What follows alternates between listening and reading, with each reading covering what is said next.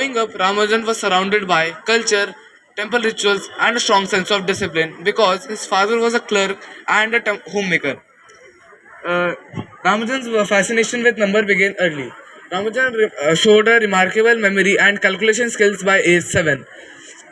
By age 10, he mastered trigonometry, geometry, and uh, the thing. Okay. Uh, he loved getting lost in numbers, patterns, and formulas. And with the help of his beloved slate and chalk, he paved his way for his future brilliance. Over to Deepan. Schooling and early growth of mathematics. From 1903 to 1910, Ramanujan's interest in mathematics grew rapidly. He was studying in school of Kumkonam and received so many academic prizes and scholarship. That time, he was reading a book called Synopsis of Elementary Applied Mathematics by G.S. Cat. This book contains thousands of mathematical formulas without solution, which suited Ramanujan's unique way of thinking. Ramanujan discovered so many formulas and then get a scholarship in Government College of Kunkuman. Then he listed these formulas in his notebook, and this notebook contains nearly 3,900 formulas. I'm Kriti Solanki and I'm going to talk about Ramanujan's struggle in India and the first recognition. Srinivasa Ramanujan faced many struggles in India between 1910 and 1914 before receiving his first recognition.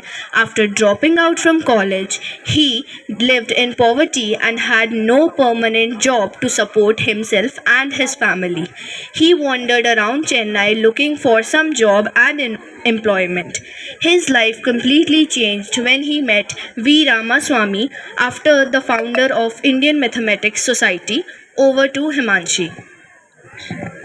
Cambridge years and major achievements. During the years 1914 to 1919, Ramanujan worked closely with G.H. Hardy at Cambridge University. Despite cultural and health difficulties, this phase became the most productive phase of his life. He provided various theories in the field of mathematics, especially number theory and partition congruences. In recognition of his achievements, he was elected a Fellow of the Royal Society and a Fellow of the Trinity College in Cambridge in 1918.